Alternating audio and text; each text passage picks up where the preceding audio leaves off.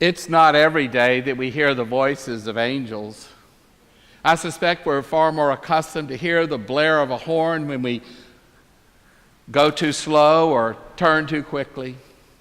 Or maybe that endless news cycle on the television that just won't stop.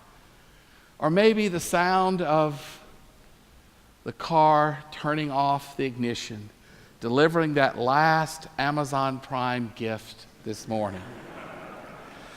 Well, would we even recognize the voice of an angel? Would you? I don't know. Sometimes I might think it would be a peal of thunder, the cry of an animal, the words of a friend, maybe even the voice of a stranger. Would I even know the voice of an angel if I heard it? You know, I think the Quakers, the Society of Friends, are onto something with their silent meetings, because they understand that prayer, that communion with God, is so often far more about listening than it is speaking. We can imagine Mary spending a quiet afternoon at home. We can see her in our mind's eye there. Maybe she's weaving at the loom. Maybe she's gone to meet the other young girls in the community at the village well and to tell their stories and to share their secrets. Maybe she's gone into the back of the cave-like home in which they live to feed the animals. But suddenly, Mary's world is turned upside down. You know, that's what happens when the King of the universe speaks. Everything is shattered. That foundation upon which we built our lives is changed. And we wonder, what next? Suddenly, her quiet thoughts are disturbed by the voice of an angel. And she really doesn't know quite what to make of it. And a stone hut becomes a holy sanctuary. A quiet afternoon becomes a moment in eternity. Gabriel greets Mary. "Hail, O favored one, the Lord is with you." Not sure what kind of greeting this is. Mary is disturbed. She doesn't know what to make of it. What is this thing that is happening to her? What happens to us when we finally perceive that God speaks to us? Do we lose our bearings? Do we lose what we thought was sure terra firma? Do we find ourselves in an altered, changed place? Does the future look different? Well, when Gabriel speaks to Mary, he gives her a promise. He tells her that she will be the mother of Jesus, who will be the Son of God, but also the Son of David. The foundations upon which she stood are shaken, but he is giving her a new and perhaps an even firmer, stronger foundation. For we heard Alex read the words of the prophet Nathan to David, that in this child born to Mary, the words of the great prophet will be fulfilled. You remember, David is now living in a house of cedar, and it doesn't seem quite right to him that God should still dwell in a tent. And so he has the bright idea, "Hey, Nathan, I'm going to build God a house." And Nathan said, "Yeah, that's a good idea. Go and do it." And then God speaks to Nathan in the night and says, "Oh, tell that boy of mine, I got a different plan." That's the way it is with God. We think we've got everything all figured out. The road is straight ahead, and then, nope, God's got a different plan. Go slow, curve ahead. You're not going to build me a house, I'm going to build you a house. And when you lie with your ancestors, I will raise up descendants after you, and they will sit on the throne forever. And I will be their God, and they will be my people. And so the words of the prophet are fulfilled, and God gives to Mary a new foundation, a new direction, a new plan.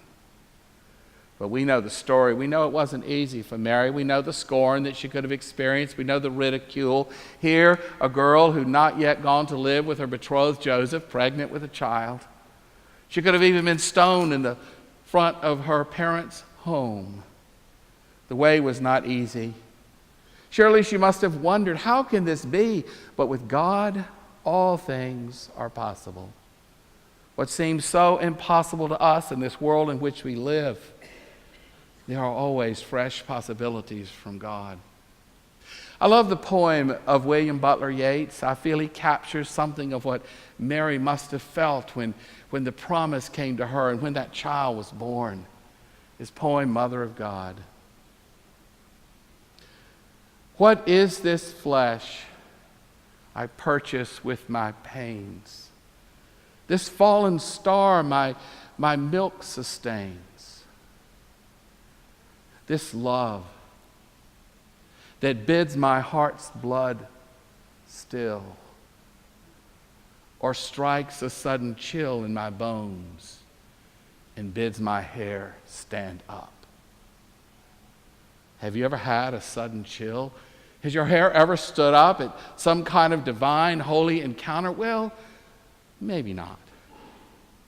But I do remember a Sunday quite some time ago when we had a guest preacher at the church, and I had the privilege of just simply sitting in worship. Ooh. Just simply sitting in worship. And the guest preacher was preaching away, and you know what? I don't even remember the text. I don't even remember the title of the sermon. I don't even remember what the preacher said. I know that's never happened to you. But I remember this. As I sat in the congregation, I kept hearing one word, as if it were spoken over and over again, like a wave washing over me, pulling me to and fro. And that word, forgive. I don't even know if the preacher said that word in his sermon, but I heard it. I heard it.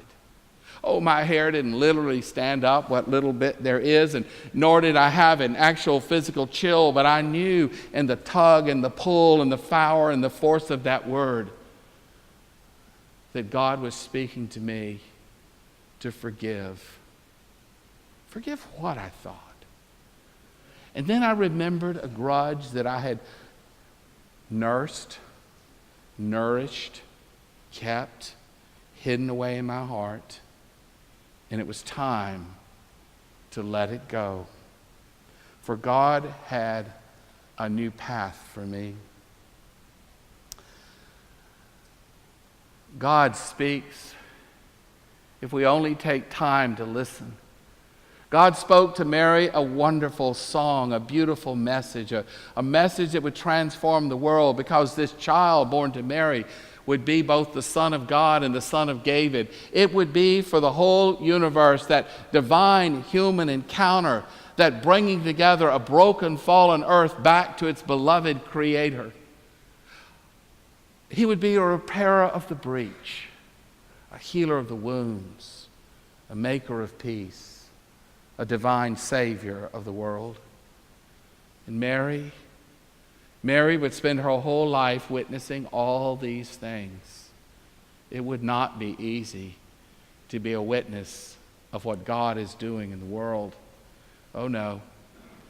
She would watch him grow. She would see him leave home, gather that ragtag band around him.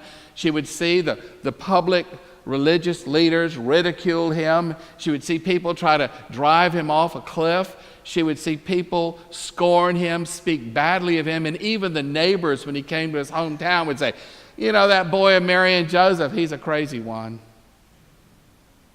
And she would endure it all. And she would be there.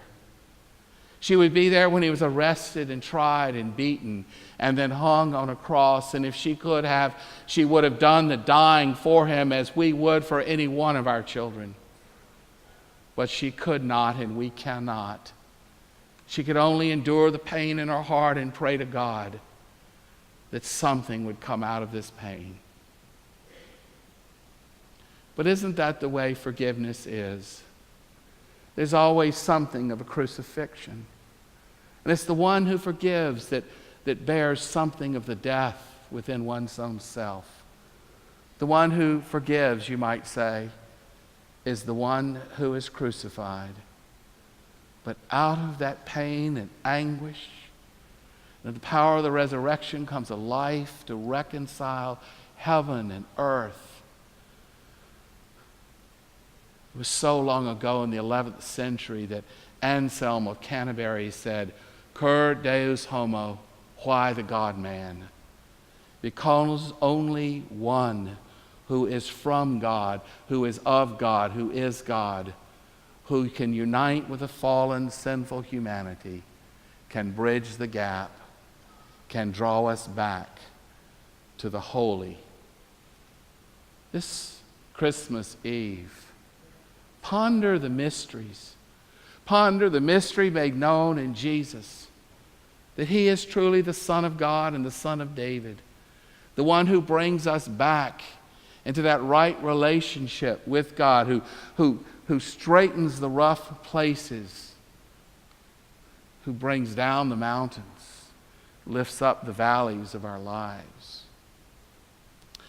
You know, it's kind of a tragedy when we have so trivialized Christmas and thereby trivialize what it means to be a Christian.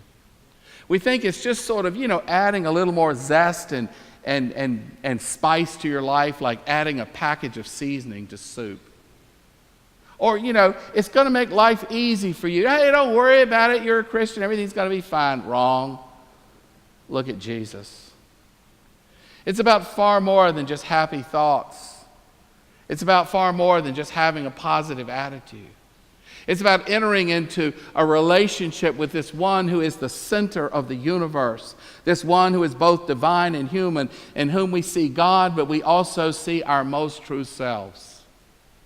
The one who accompanies us along our journey, the one whom we will witness to throughout our days. Look, there he is in a refugee camp.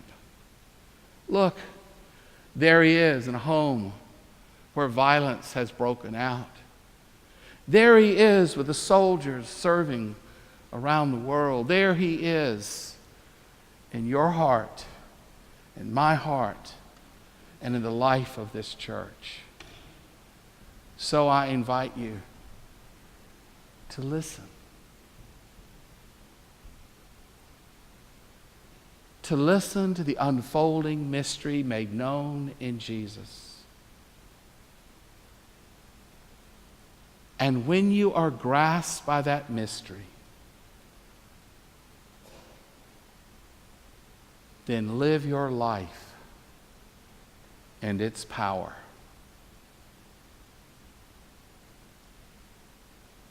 Take a moment.